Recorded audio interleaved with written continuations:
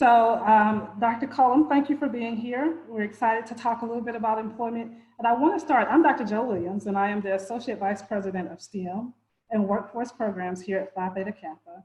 And I want to start off, since this is an Employment Edge Live, sort of talking about that it's a spinoff from the course. And so I wanted to remind you that we do have the course, Employment Edge, that you can sort of walk through from beginning to end. To get a more thorough understanding of the employment process. Because right now we're going to be doing this in about 30 minutes, so we won't have time to cover all the steps. But I do want you to get that background information. That course is available and free to all of our members and to alumni. And you can access that course and all of our EDGE courses at getanedge.ptk.org. It's highly recommended that you go through the course from beginning to end, because it sort of starts with from the very beginning of finding out what your career interests are, and it goes all the way through getting the job and negotiating salary and understanding what those benefits are. However, it may be that maybe you have an interview next week, for example, or you have a resume that you need to submit tomorrow and you need that information right now. You can also just jump into that course and just go to the module where that part is and focus on the interview or the resume process. So you can take it all the way through, or you can go in and sort of use it as a resource to go back and forth to get the information you need as you're going through the employment process. So a lot of our students are either our members are either transferring and then going to go to university and get a job right after. But we do have quite a few members who are going to finish the community college and jump straight into the workforce. And we usually call them our workforce students or career technical students, CTE students. And so Dr. Collum is here to help us sort of relate to those students as well, because he works very closely with them on an everyday basis. So since we will be referencing our CTE students a lot, Dr. Collum, do you mind talking about what the difference is between our career technical students and our transfer students and how the employment process might be different? Sure. Typically, when we're talking about our career and technical education students, those are students who are primarily going to go directly into the workforce after they finish their time at the community college. So those students may be in a manufacturing field or maybe in an allied health program, but the main differentiator is these students are not mostly focused on transferring to a university. They're mostly focused on going to work directly. Not to say that a certain percentage will eventually transfer and continue their education. It's not a terminal degree, but it is a degree that is focused on preparing people to enter directly into the workforce. Good deal, great. And when we talk about Employment Edge, for example, when we start off in the beginning where students are sort of deciding what they want to do and what they want to major in, we talk a lot about resumes and catering your interviews and things like that to match an employment application, for example. So a lot of questions we get is, how do we know where the jobs are? How do we know where to go to find those jobs? Where are they listed? Where can we go as a source to find out where those job applications or those job needs are? Can you talk a little bit about where our CTE students might go to find those job openings? Yeah, there's quite a few different resources, and it's going to vary. I would always check your local community college, their actual website. Many community colleges have a direct link to jobs in that area. So a lot of times we have at our community college what we call career coach. So you can go on there, put in your major, put in some, answer a few questions, and then it'll show you a list of jobs in our area that employers have let us know about. Also, of course, you can talk to your instructors. A lot of times companies will reach out to them, but then there's some third-party sites. Indeed is a pretty good one to go to that also lists a lot of jobs. Just, some of them are not as reputable as others. None of them you should have to pay for. So if they're asking for money, I probably wouldn't mess with those, but there's a lot of good free resources, but Indeed.com is a good one. Your community college instructors, your Phi Theta Kappa advisors, and then your own community college website would be some great resources that would be able to alert you to jobs. And also, if you have any chance, you could check on the local industry website. So depending on what your major is, you may want to go directly to the hospital's webpage or the manufacturer's webpage and go to their HR department. And a lot of times you can learn about the company as well as learn about openings that they have in your area. Yes, that sounds good. And to add to that, for all of our students, generally regardless of whether you're CTE or you're going to be working after you graduate from the university.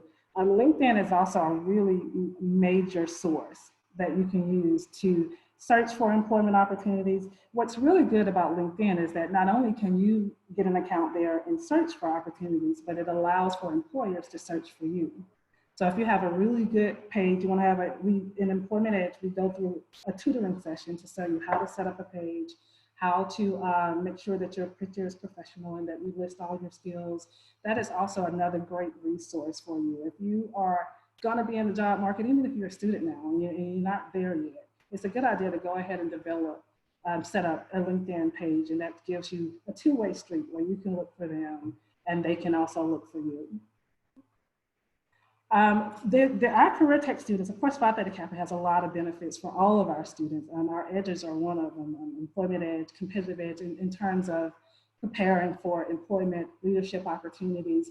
The opportunities are just endless that you have in terms of membership for Phi Theta Kappa. Since you're working with CTE students a lot, Dr. Collum, what do you think benefits them? What benefits can they get from PTK membership that will help them be a little bit more employable? Okay, there's a lot of benefits of Phi Theta Kappa for our career and technical students. One of the most is there's the opportunity to learn leadership skills. A lot of employers, whether you find yourself in a leadership role, my belief is everybody is a leader in some form or fashion, whether you have that official title or not. And Phi Theta Kappa is very good at instilling those leadership skills and critical thinking skills in the students and the members, so that is a skill that all employers are looking for, no matter what field you're going into. A lot of times you'll hear that referred to as your soft skills, but your ability to deal with people different than yourself, your ability to learn about diversity, and just general leadership skills, how to step up and lead a project, how to follow a project through. So if you work on one of our many college projects, honors and action projects, that's something that you can show employers that you were able to not just learn the skills, but you completed a project, you followed it through to the end. And that'll go a long way with any employer, no matter what field you go into. Yeah, it's very important. That's true for all of no matter what field you're going into, and also whether you're CTE or whether you're going to go to the workforce later. All of those are great benefits that you can get from Phi Theta Kappa membership. I want to talk a little bit about resumes, because we talked about earlier how they can find the jobs.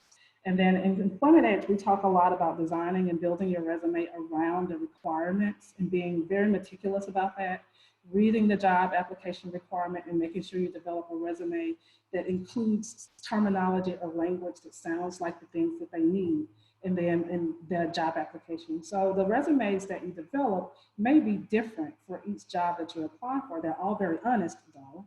You're maybe changing the information. It's all true, but it's just you're sort of changing it so that you're making sure that you include skills that match what is needed from that employment application.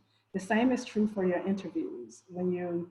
Before you go to an interview, you certainly want to prepare and make sure that you read that application, read the things that they're looking for, and make sure you include that kind of language during the interview. If they're looking for someone who knows a specific skill and you know that skill, you want to make sure to remember to talk about that during the interview.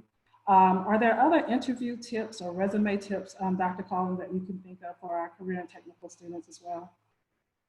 Oh, yes. So on your resume, a lot of times, a couple things. I find students typically sell themselves short.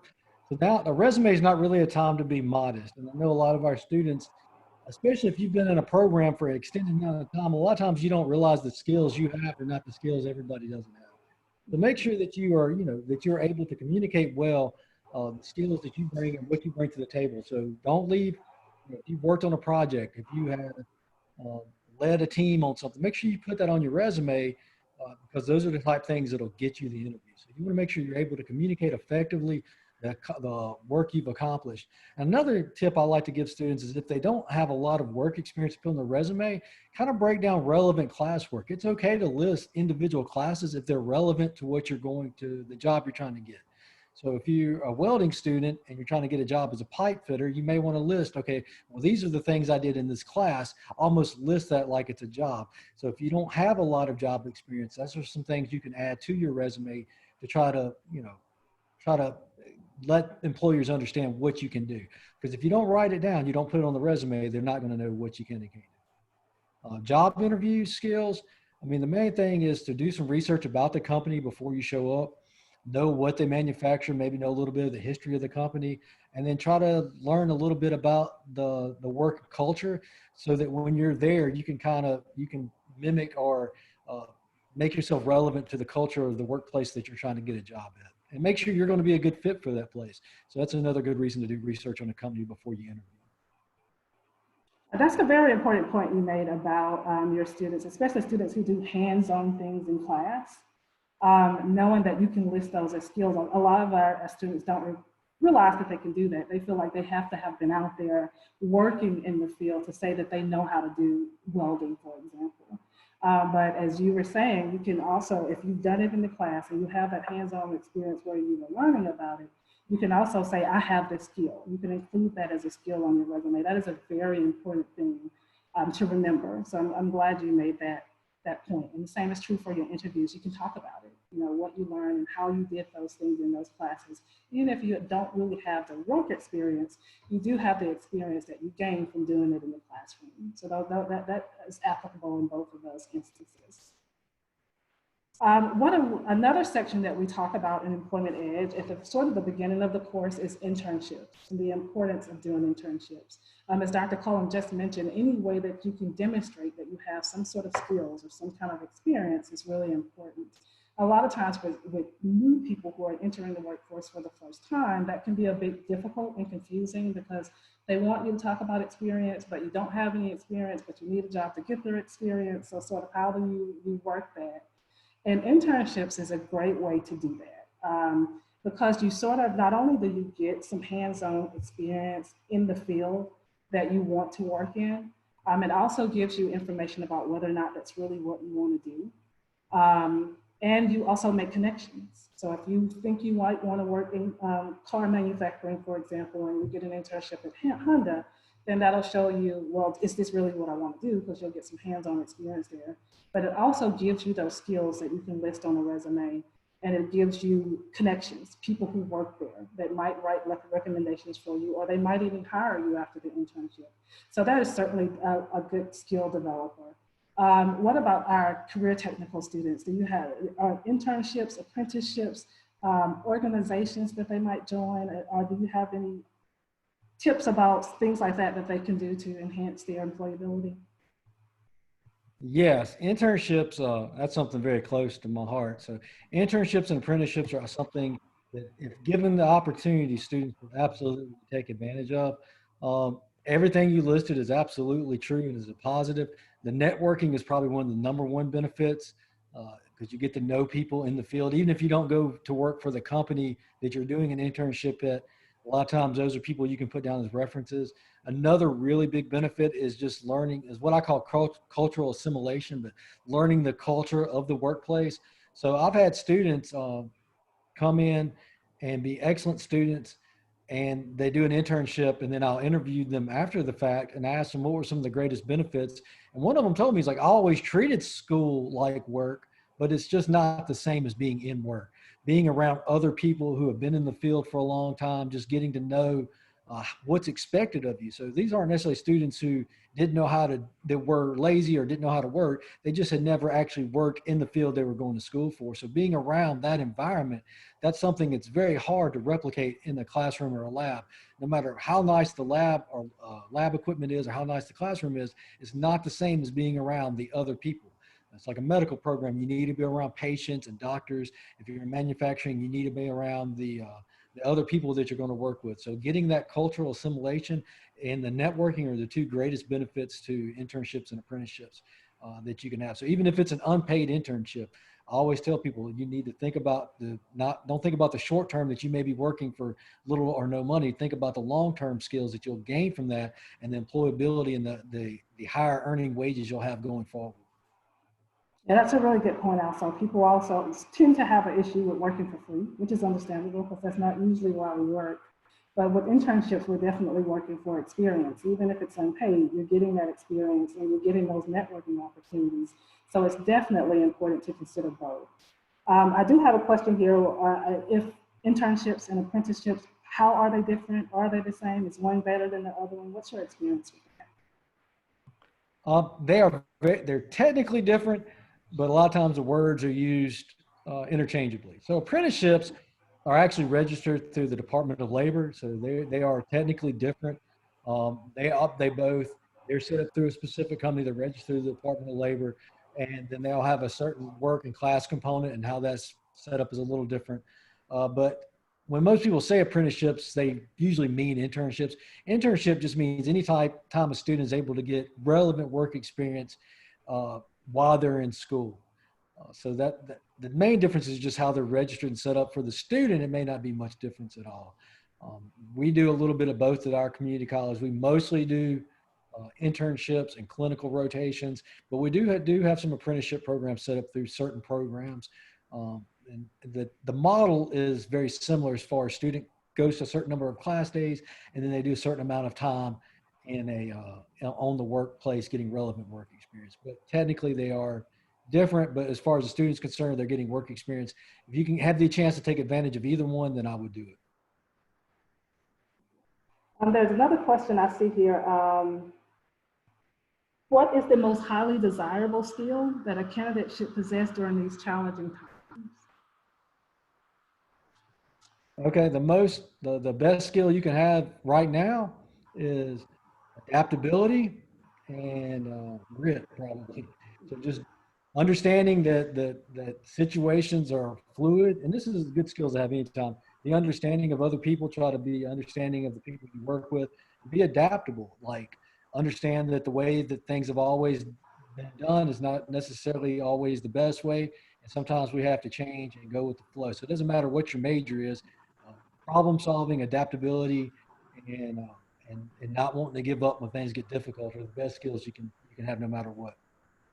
Yes, I completely agree with that. I was going to say flexibility as well, because you don't, just like a lot of instructors had to just move online with no notice during this time, being flexible, being adaptable, being able to work with what's thrown at you is really, really important, especially during this time, because right now we really don't know what's going to happen next.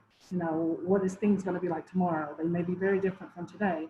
So that adaptability and flexibility is certainly definitely important.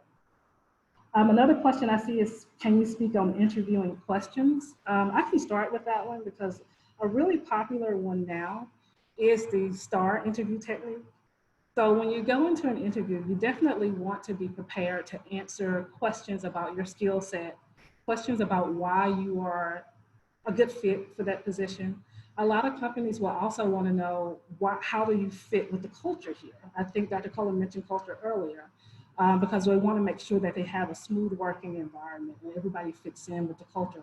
In order to know that, you have to research the company first and know things about the company, know things that are important to the people who work there, so that if you can explain why you fit into that culture. So you want to be prepared. A lot of times we'll go into an interview prepared to answer why the skills that we have are good for the job. But they want to know a lot more. They want to know about your soft skills. They want to know how you communicate. They want to know about critical thinking skills. And to assess that critical thinking skill component, they'll use what's known as STAR interview questions or STAR interview technique. And that's where you'll have to answer questions about scenarios. So if you're getting a job in a hospital, for example, they'll give you cases like, assume this happened or that happened, and you're the manager on duty. How will you handle it? Or maybe in your previous job, this or that happened. How did you handle it? And they'll use that to gauge whether or not you're capable of working there in the type of environment or culture that they're in. So my advice would be, beyond being prepared to answer questions about your skill set, be prepared to answer questions about the culture, the company, why you are a good fit, and also answer those scenario questions about what you would do if or then. That's sort of how they determine your critical thinking skills. Did you have anything to add to that, Dr. Collum? No, I mean, that's pretty true. In fact, by the time you get to the interview, a lot of times they've determined you probably have the actual skills, like the hard skills. So most interviews, like when I hire somebody, the majority are going to be fit in the culture, and are you going to be a good fit? It's almost like getting married. You're trying to get to know the person more. So by the time you get to the interview, they probably have determined you have the actual knowledge and the skills to do the job. At that point, they're usually trying to determine, are you going to be a good fit for the company? So you kind of already said this, and we mentioned it earlier, but research the company and get to know a little bit about the history of the company, know what they do, and that way that you can be prepared to talk about them, just do a little research. But yeah, being able to fit in the culture and answer those scenario questions, that's the number one thing I tell students all the time. What about organizations? Are there any student organizations, Skills USA example, for example, are those beneficial in terms of employment preparation? Yes, there's a few different ones, and some of them are specific to certain majors. So you've got HOSA for like your healthcare, you got DECA for your business majors. So yeah, join all of those. We recommend, we try to get our students, especially like in Phi Theta Kappa at our chapter Beta Tau Gamma, we really try to feel like it's important for students to get out and join other organizations and take the leadership skills they've learned in Phi Theta Kappa and apply those other organizations.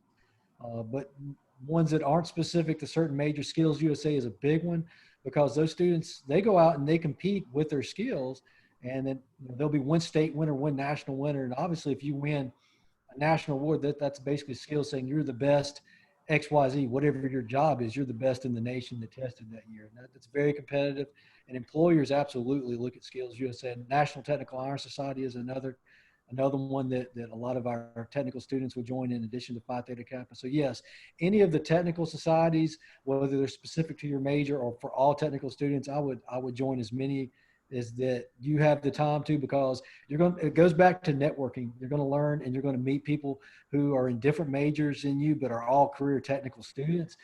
And when you graduate, you'll have a support structure built up of former students.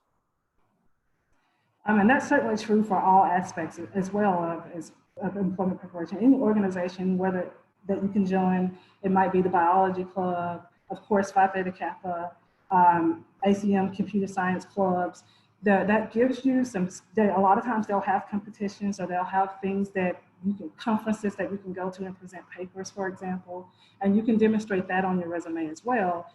Soft skills, speaking skills, critical thinking skills, can be gained from that. So as many organizations that you can join and be active in, it also helps you develop leadership skills and things like that. So that's certainly an important component of it, and certainly something that you can use to sort of fill out your resume. Is there any other advice or tips or tricks that you have for our members that are watching regarding the employment process? Anything that we didn't talk about or anything that we didn't cover? Not really. The one piece of advice I try to give students a lot of times is that when you first graduate, depending on your level of experience you had when you graduate, you may not get the dream job that you anticipated right out of college. But if you're offered a job doing something that you want to do, even if it's not in your mind the ideal job, you need to try to get that work experience. So try to get out there, put yourself out there and get to work.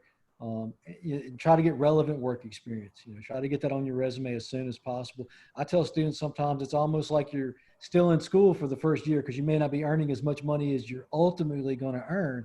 But that first year or so, employers a lot of times they're still trying you out, to see how you're going to fit in the company. A lot of times there's going to be a lot of room for advancement within your first couple of years. So even if you're not making as much money as you know you're worth, if it's still in your field and it's a company you want to work for, I would not pass up that opportunity necessarily. Exactly. That certainly gives you an opportunity to work your way up to what it is that you want to do.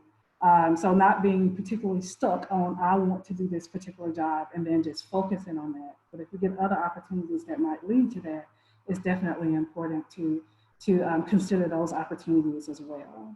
A few final notes for me is that the things that you want to think about and remember when it comes to getting the job is experience and skills are certainly important.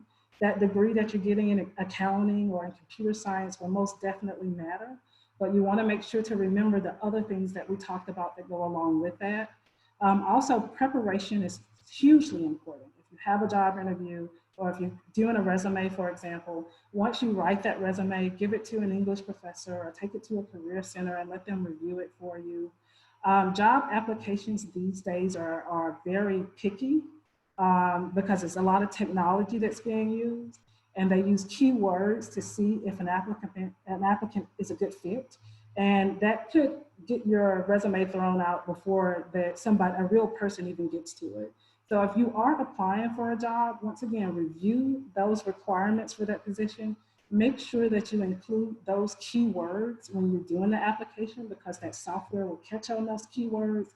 And that's a good way to get you to the next step, where your resume at least makes it to the pile of someone who might give you a call.